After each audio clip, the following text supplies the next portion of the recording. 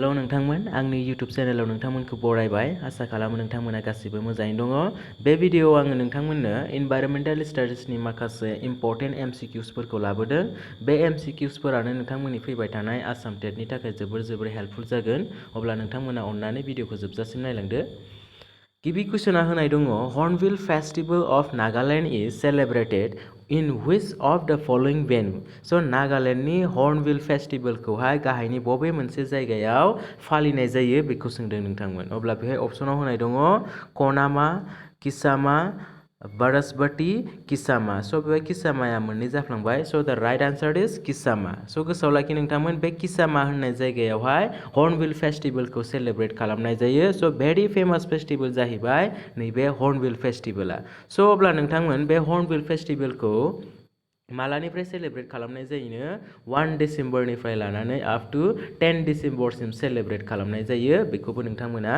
गोसोआव लाखिदो next question दा Sirui national park is located in so Sirui national पार्कआ बहा दङ बेखौ सोंदों Mizoram Manipur Kathmandu Orissa so the right answer is Manipur स्टेटआवहाय नैबे सिरुई नेशनल पार्कआ दङ बेखौ गोसोआव लाखि नोंथांमोन सो नोंथांमोना बेफोरबायदिनो जोंनि आसामनि मोनस्नि नेशनल पार्कखौ मिथिनायजों लोगोसे बेफोरबायदि नर्थ इस्ट स्टेटफोरनि फेमास नेशनल पार्कखौबो नोंथांमोना गोसोआव लाखि आरोखि सो नोंथांमोननि थाखायनो हेल्पफुल जागोन next question Union Environment Ministry has installed Firefly Bird Diverter initiative to save which species सो गाहायनि बबे मोनसे स्पेसिसखौ सेभ खालामनो थाखाय इउनियन इनभाइरनमेन्ट मिनिस्ट्रिया फायारफ्लाइ बार्ड डिभार्टरखौ इनिशिएटिभ खालामदोंमोन बेखौ सोंदों नोंथांमोन अब्ला बिनि एन्सारा नैबे जागोन नैबे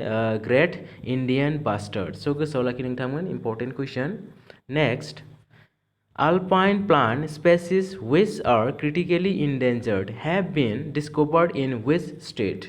So बेवहाय ऑप्शनाव होनाय दङ Assam, Sikkim, Arunachal Pradesh, Himachal Pradesh so the right answer is Arunachal Pradesh लोगोसे नोंथांमोन बेखौबो गोसोआव लाखिदो जे नैबे आल्पाइन प्लान्ट स्पेसिसआ मोनसे मायावबो गोलैयो क्रिटिकेलि इन्डेन्जार्ड स्पेसिसआवबो गोलैयो सो भेरि इम्परटेन्ट पइन्ट सो बेफोरबायदि कुइसन्सखौ इनभाइरनमेन्टेल स्टाडिजआवहाय सोंनो नागिरो जे गाहायनि बबे मोनसेया रेयार स्पेसिसआव गोलैयो बा क्रिटिकेलि इन्डेन्जार्ड स्पेसिसआव गोलैयो बा एक्सटेन्सन स्पेसिसआव गोलैयो सो बेफोरबायदि कुइसन्स फैनो हागौ आरोखि डेट्स वाइ नोंथांमोना गोसोआव लाखिदो नैबे आल्पाइन प्लान्टआबो मोनसे मायाव गोलैयो नोंथांमोन क्रिटिकेलि इन्डेन्जार्ड स्पेसिसआव गोलैयो next question Which type of mahasir fish has been moved out of the IUCN endangered red list? So नैबे IUCN नि फुल फर्मआ मामोनलाय नोंथांमोन सो IUCN नि फुल फर्मआनो जाहैबाय international union for conservation of nature so गोसोआव लाखिदो सो बेवहाय मा कुइसन सोंदों जे IUCN नि जिथु इन्डेन्जार्ड रेड लिस्ट दङ सो बे रेड लिस्टनिफ्रायहाय मा होनदों गाहायनि बबे मोनसे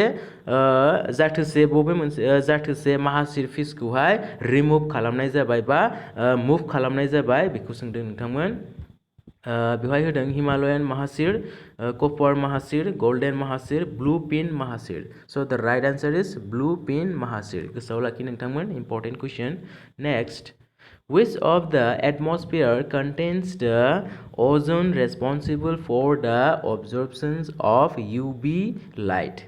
सो भेरि इम्परटेन्ट कुइसन जाहैबाय जे गाहायनि बबे मोनसे लेयारावहाय नैबे अजन लेयारखौ मोननाय जायो बेखौ सोंदों सो नोंथांमोन बे अजन लेयारा जिथु साननिफ्राय फैनाय डेन्जारास आल्ट्राभायलेट लाइट बेखौ प्रटेक्ट खालामो सो बबे मोनसे लेयाराव मोननाय जायो अजन लेयारखौ स्ट्रेटोस्फियर ट्रपोस्फियर मेजोस्फियर आरो आइनोस्फियर सो the right answer is stratosphere सो बे स्ट्रेटोस्फियरावनो अजन लेयारा थायो बेखौ गोसोआव लाखि नोंथांमोन लोगोसे बे स्ट्रेटोस्फियरावहाय एआर जेट बे एआर जेटफोरा बिरनाय जायो बेखौबो गोसोआव लाखि नोंथांमोन मानोना बे स्ट्रेटोस्फियरा जेबो डिस्टार्बेन्स थाया माने बेवहाय जेबो जोमैफोर बेवहाय जाया आरोखि माने स्रां जायो बे लेयारा डेट्स वाइ एआर जेटफोरा बेवहाय बिरनो थाखाय जोबोर मोजां बेखौ गोसोआव लाखि नोंथांमोन आरो जिथु जोमै जानानै अखा हानाय बा अखा खोरोमनाय बा सारअन्थाइ गावनाय बेयो मा लेयाराव जायो नोंथांमोन नैबे ट्रपोस्फियराव सो बेखौ गोसोआव लाखि आरो बे ट्रपोस्फियरानो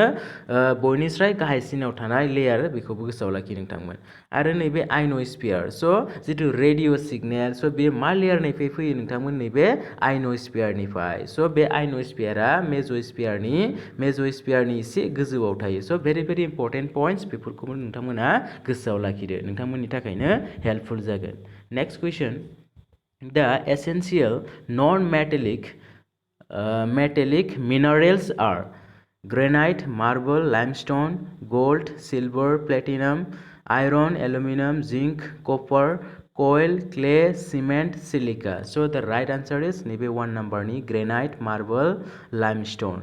So नोंथांमोन नैबे non-metallic minerals आव नैबे coil, clay बेफोरबो गोलैयो नाथाय नैबे cement आरो silica गोलैया that's why बिनि आन्सारा नैबे 1 number ना जागोन granite, marble आरो limestone. Next, what are the 2 forms of alcohol are included in biofuel? So alcohol ni मोननै दाथाया मा बेखौ सोंदों नोंथांमोन so बेफोरो मायाव थायोनो नैबे biofuel आव थायो अब्ला बेवहाय अपसनाव होनाय दङ ethanol and methanol, ethanol and propanol, methanol and propanol, none of these. So the right answer is maybe 1 number na jagan ethanol and methanol. So very important questions नोंथांमोन गोसोआव लाखिदो. Next, what is the world's largest potential source of biomass energy? बेवहाय अपसनाव होनाय दङ animal waste, industrial waste, fibrous waste of the paper industry, fibrous waste of the sugar industry. So the right answer is nebe 4 number na jagan fibrous waste of the sugar industry. So important question. Next, which of the following is also called Decomposers? So गाहायनि बबे मोनसेखौ Decomposers होननानैबो बुंनाय जायो बेखौ सोंनाय जादों so very important questions नोंथांमोन बियो बायोटिक आरो एबायोटिकआव गोलैयो so बेनि सायावबो आं भिडिअ बानायखांबायमोन जायफोर बिथांमोना नायाखै बे भिडिअनि डिसक्रिप्शन बक्सआवहाय आं लिंकखौ होनानै दोनगोन नोंथांमोना नायबानो जाबाय आरो लोगोसे बेफोरबायदि EBS नि सायाव आं गोबां क्वेश्चन्सफोरखौ लानानै भिडिअ बानायखांबायमोन so बेफोरखौबो आङो बे भिडिअनि डिसक्रिप्शन बक्सआवहाय लिंकखौ होनानै दोनगोन नोंथांमोना नायबानो जाबाय अब्ला बिनि एन्सारा मा जागोन नोंथांमोन decomposers so decomposers खौनो जोङो detrivorous बो होनना बुंनाय जायो गोसोआव लाखि so बे गोसोआव लाखिनो थाखाय इजि जाहैबाय नैबे decomposers आवबो जोंना d थायो नालाय d so बे इजि जाहैबाय गोसोआव लाखिनो राइट अब्ला नैबे हार्बिवोरासआ मामोनलाय नोंथांमोन हार्बिवोरासआ जाहैबाय जाय एनिमेल्सफोरानोखि अनलि माखौल' जायो प्लान्ट्सखौल' जायो स' बेफोरबायदि प्लान्ट्स जाग्रा एनिमेल्सफोरखौ हार्बिवोरास बुंनाय जायो गोसोआव लाखि आरो नोंथांमोन नैबे कार्निवोरासआ माखौ बुङोमोनलाय कार्निवोरासआ जाहैबाय जाय एनिमेल्सफोरा माखौ जायो मिटखौ माने अनलि मिटखौल' जायो स' बेफोरबायदि एनिमेल्सफोरखौ मा होनना बुंनाय जायो नोंथांमोन कार्निवोरास आरो मोनसे दंबावोमोन नोंथांमोन omnivorous so omnivorous माखौ बुङोमोन जाय एनिमेल्सफोरानोखि मोननैखौबो कन्ज्युम खालामो that means प्लान्टखौबो जायो आरो बेदरखौबो जायो so बिदिखौ omnivorous बुंनाय जायो गोसोआव लाखि नोंथांमोन अब्ला मानसिया मायाव गोलैगोन मानसियाबो omnivorousआव गोलैगोन राइट मानोना जोंबो प्लान्ट्सबो जायो आरो बेदरबो जायो राइट अब्ला next question What are keystone species in an ecosystem? So ecosystemआव keystone species माखौ बुंनाय जायो बा मा बेखौ सोंदों नोंथांमोन so नोंथांमोन keystone speciesफोरा जाहैबाय ecosystemआव मोनसे बेलेन्स लाखियो आरोखि so बेलेन्स होननानै बुङोब्ला माबायदिखौ होनना बुंनाय जायो नोंथांमोन जेरै मोनसे जिअग्राफिकल रिजनाव गांसोफोर दङ आरोखि गोबां प्लान्ट्स बा ग्रासफोर दङ स' बे ग्रासफोरखौ माया जागोन डियार माने मैफोरा जागोन आरोखि बे गांसोखौ आरो मोनसे समाव हयथ' बे गांसोआ जाजायै जोबलांनो हागौ आरोखि मानोना मैफोरा बेखौ जाबाय थागोन अब्ला गांसोआ मा जोबलांबाय थागोन मानोना मैनि पपुलेसना बारायलांबाय थागोन नाथाय गांसोनि पपुलेसनाथ' बारायनाय नङा गांसोआथ' बारायनाय नङा बेखौ मैनि पपुलेसना बारायगासिनो दं नालाय बेखौ जायै मोनसे समाव हयथ' फोजोबनोबो हागौ अब्ला बेखौ मोनसे इलिमिनेट खालामनो थाखाय माने बेलेन्सआव लाबोनो थाखाय मा फैगोन नोंथांमोन कीस्टोन स्पीशीज माने मासे हयथ' टाइगार बा लायन फैनांगोन आरोखि लायन बा टाइगारखौ लाबोनांगोन बे जायगायाव अब्ला बे लायन आरो टाइगारा मा नैबे माखौ मैफोरखौ जासिगोन माने इलिमिनेट खालामसिगोन अब्ला नैबे प्लान्ट्सआ मा बारायनो थाखाय मोनसे सम मोनसिगोन आरोखि राइट स' बिदिखौ जोङो जाय जितु स्पेसिसफोरानोखि इकोसिस्टेमखौ मोनसे बेलेन्सआव लाखियो बा बेलेन्सआव लाबोयो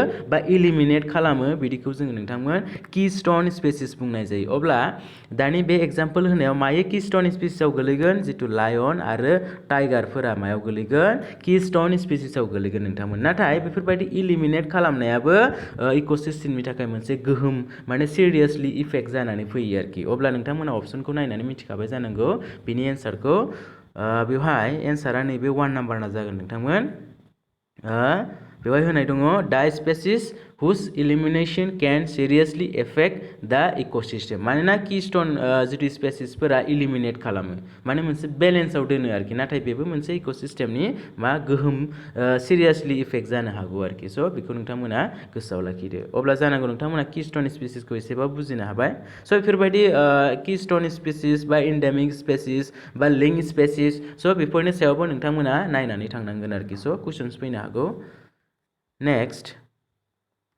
UNCED stands for so बे UNCED नि फुल फर्मखौ सोंदों नोंथांमोन स' बेफोरबायदि फुल फर्मनि सायावबो कुइसन्स फैनो हागौ मानोना थांनाय आसाम टेट 2019 आवबो बेफोरबायदि सोंनाय जादोंमोन आरोखि स' बेफोरबायदि फुल फर्म सोंदोंमोन थांनाय टेटआवहाय नैबे CNG नि फुल फर्मखौहाय अब्ला CNG नि फुल फर्मआ मामोनलाय नोंथांमोन कमप्रेस नेचारेल गेस स' बेखौबो गोसोआव लाखिदो अब्ला नैबे UNCED नि फुल फर्मआ जाहैबाय नैबे 1 नाम्बारना जागोन United Nations Corporations on Environment and Development.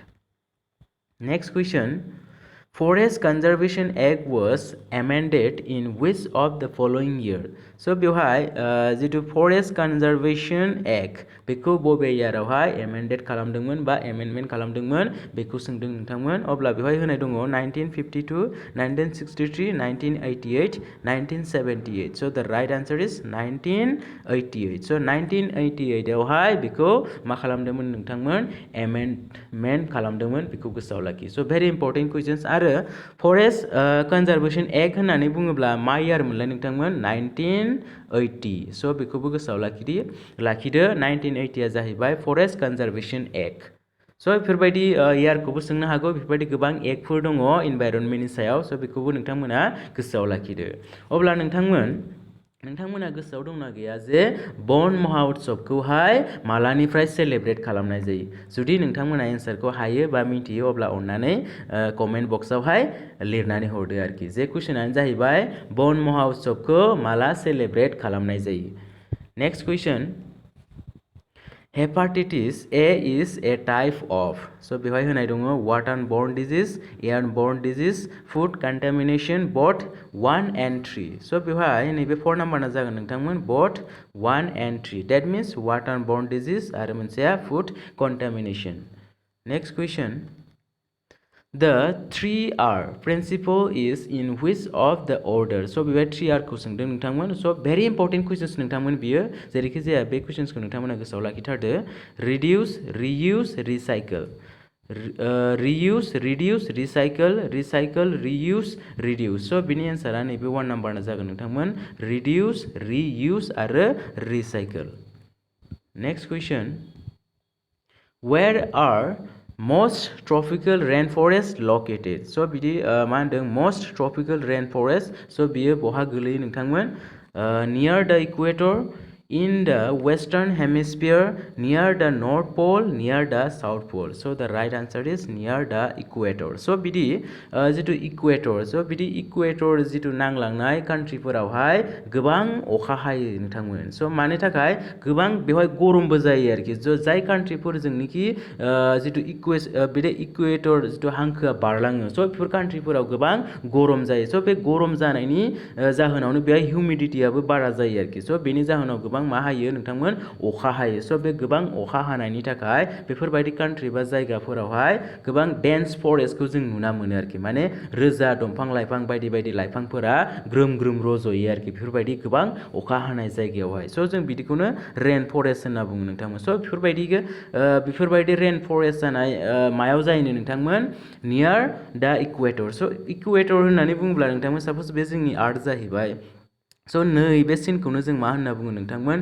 इकुवेटर जायखौ जोङो 0 डिग्रीबो होनना बुंनाय जायो आरो नैबे सिना जाहैबाय प्राइम मेरिडियान स' बेफोरबायदिखौ नोंथांमोना गोसोआव लाखियो आरोखि अब्ला बेफोरबायदि इकुवेटरनि जिथु नांलांनाय कान्ट्रिफोर स' बेफोरबायदि जायगायाव गोबां मा जायो नोंथांमोन रेन फरेस्ट थायो आरोखि स' बेखौबो नोंथांमोना गोसोआव लाखियो स' बेफोरबायदि मस्ट ट्रपिकल रेन फरेस्टआ बहा जायो नोंथांमोन नियार दा इकुवेटर स' गोसोआव लाखि next question which of the following is a secondary pollutant स' बेवहाय नोंथांमोन नैबे is a थानामोन अब्ला बे कुइसना जाहैबाय which of the following is a secondary pollutant स' गाहायनि बबे मोनसेया सेकेन्डारि पलुटेन्टआव गोलैयो स' बेखौ सोंदों अब्ला बिनि एन्सारा नैबे 2 नाम्बारना जागोन सालफार एसिड स' नोंथांमोन मिथिनानै थानांगोन जे सेकेन्डारि पलुटेन्टफोरा मा अब्ला मोनसेयाथ' जाहैबाय सालफार एसिड आरो मा गोलैबावो नोंथांमोन जेरै नाइट्रिक एसिड गोलैयो नोंथांमोन सेकेन्डारि पलुटेन्टआव आरो मोनसे दंबावो बेनो जाहैबाय फेरक्सी एसेटाइल नाइट्रेट स' बेखौबो गोसोआव लाखि नोंथांमोन आरो नोंथांमोन बे सेकेन्डारि पलुटेन्टफोरा मानिफ्राय जायो नोंथांमोन जिथु एटमस्फियार जिथु मलिकिउल्स बेफोरनिफ्राय जायो बे सेकेन्डारि पलुटेन्टफोरा स' बेखौ गोसोआव लाखि आरो प्राइमारि पलुटेन्टखौबो नोंथांमोना मिथिनांगोन स' प्राइमारि पलुटेन्ट्सफोरा मा गोलैयो नोंथांमोन प्राइमारि पलुटेन्ट्सफोरानो जाबाय जेरै कार्बन मन' अक्साइड बा सालफार अक्साइड बा मार्कारि स' बेफोर गासैबो बा नाइट्रजेन डाइ अक्साइड बेफोर गासैबो प्राइमारि मायाव गोलैयो नोंथांमोन प्राइमारि पलुटेन्टआव आरो सेकेन्डारि पलुटेन्टआव जेरै नाइट्रिक एसिड बा सालफार एसिड बा फेरक्सी एसेटाइल नाइट्रेट स' बेफोर गोलैयो गोसोआव लाखि स' भेरि इम्पर्टेन्ट कुइसन सोंनो हागौ next Rongker is a ... observed by the Karbi people of Assam स' जोंनि आसामाव कार्बी मानसिफोरा मा फेस्टिवल फालियो नोंथांमोन नैबे रंकार फेस्टिवलखौ फालियो स' मा सिजनावहाय फालिनाय जायो बे फेस्टिवलखौ बा बे फेस्टिवलखौ मा सिजननि फेस्टिवल होननानैबो मिथिनाय जायो बेखौ सोंदों अब्ला बेयाव होनाय दङ स्प्रिं festival winter festival autumn festival सामार फेस्टिवल स' द राइट आन्सार इज स्प्रिं फेस्टिवल स' भेरि इम्पर्टेन्ट कुइसन नोंथांमोन बे रंकार फेस्टिवलखौनो स्प्रिं फेस्टिवलबो बुंनाय जायो बा स्प्रिं फेस्टिवल होननानैबो मिथिनाय जायो आरोखि अब्ला गोसोआव बेखौबो लाखिदो जे रंकार फेस्टिवलखौ मा कमिउनिटिया फालियो कार्बी भेरि इम्पर्टेन्ट कुइसन नोंथांमोन मानोना नोंथांमोननि सिलेबासावबो होनाय दङ स्टेट आरो नेशनेल फेस्टिवल्स होननाय स' फैनो हागौ next question diamond and graphite are metals जागोन ना आइसोमार्स ना एलोट्रोप्स ना होमोलगस स' द राइट आन्सार इज नैबे 3 नाम्बारना जागोन नोंथांमोन allotropes next question Which wildlife sanctuary of Assam boasts of the golden langur स' गाहायनि बबे मोनसे वाइल्ड सेंचुरियावहाय गोल्डेन लांगुर मोननाय जायो बेखौ सोंदों नोंथांमोन पानीदिहिं पबितरा लावखुवा चक्रशिला स' द राइट आन्सार इज नोंथांमोन नैबे चक्रशिला बे Chakrashila wild life सेंचुरियावहाय golden langur मोननाय जायोबा गोल्डेन लांगुरनि थाखाय फेमास जाहैबाय स' बे चक्रशिला वाइल्ड लाइफ सेंचुरिया बहा दङ नोंथांमोन बेयो क'क्राझार डिस्ट्रिक्टआव दङ आरो नैबे लावखुवाया मायाव दं नोंथांमोन नगाव आरो नैबे पबितराया मरिगावआव दङ आरो नैबे पानीदिहिंआ शिबसागराव स' बेफोरबायदि मोनफ्रोमबो वाइल्ड लाइफ सेंचुरिसखौ नोंथांमोना मिथिनांगोन आरो बबे स्टेटआव दङ बेखौबो मिथिनांगोन आरोखि स' नोंथांमोन बेफोरबायदि गोल्डेन लांगुरनि थाखाय मोनसे आरो फेमास वाइल्ड लाइफ नङा नेशनेल पार्क दङ जोंनि आसामाव स' बेखौ दाख्लै बावैसो स्टाब्लिश खालामदोंमोन आरोखि एस ए नेशनेल पार्क हिसाबै स' बेयो मा नेशनेल पार्क नोंथांमोन बेनो जाहैबाय रेमना नेशनेल पार्क स' रेमना नेशनेल पार्कआबो नैबे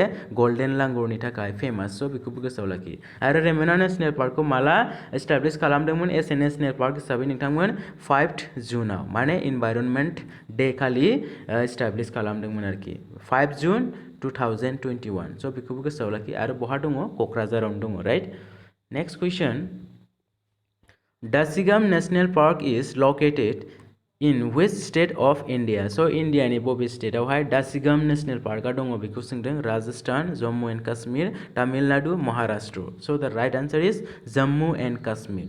Jammu and Kashmiraव दासिगाम नेशनल पार्क दङ.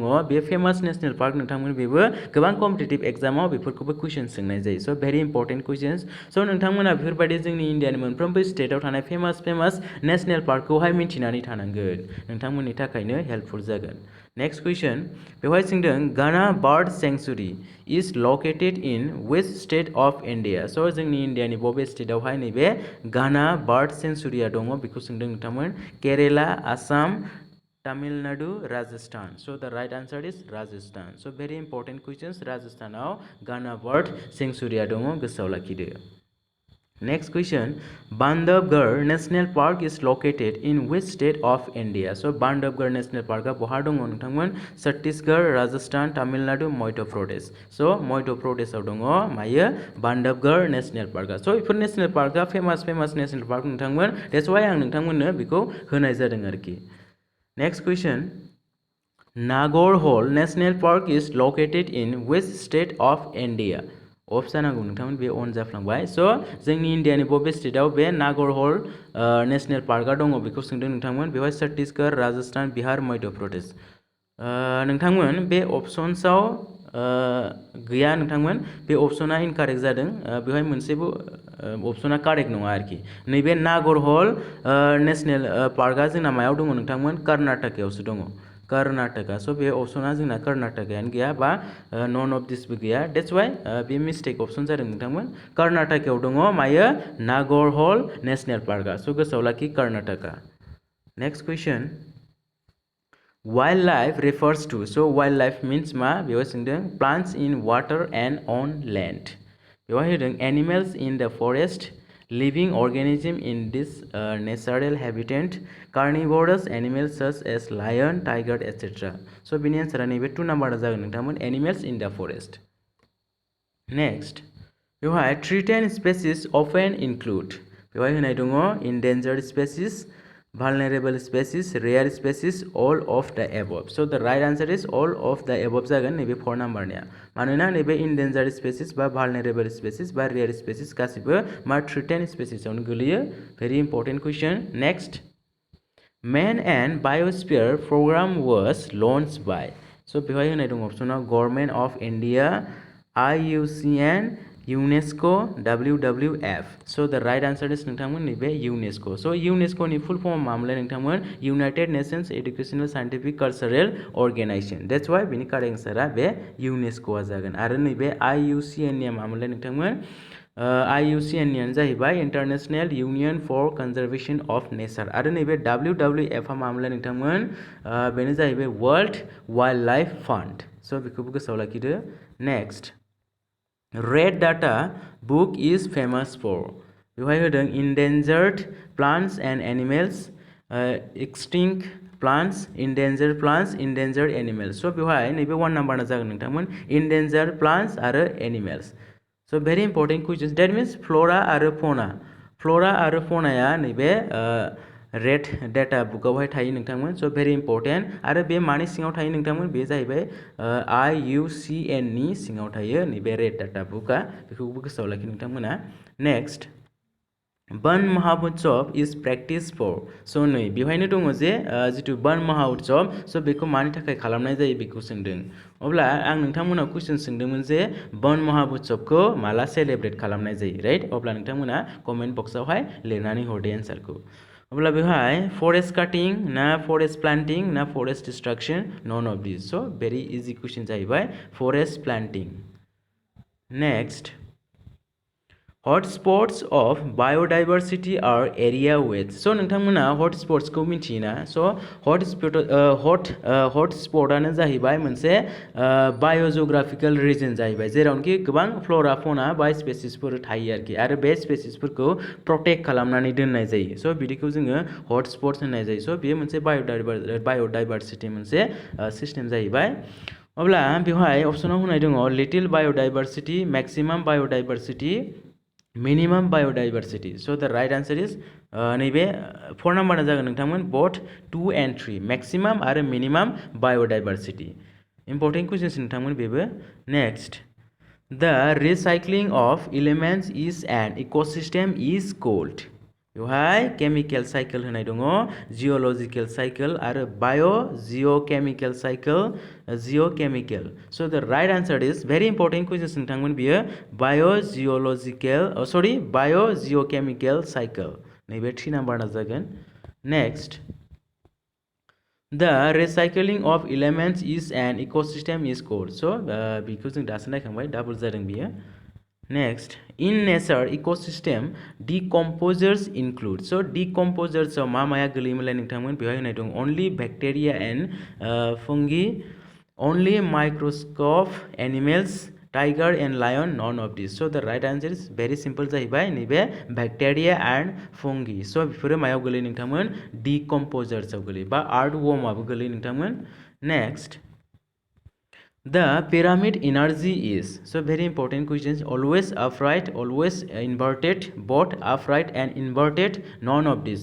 So both जानाय नङा नोंथांमोन नैबे always upright आ जागोन. So very important questions नोंथांमोन.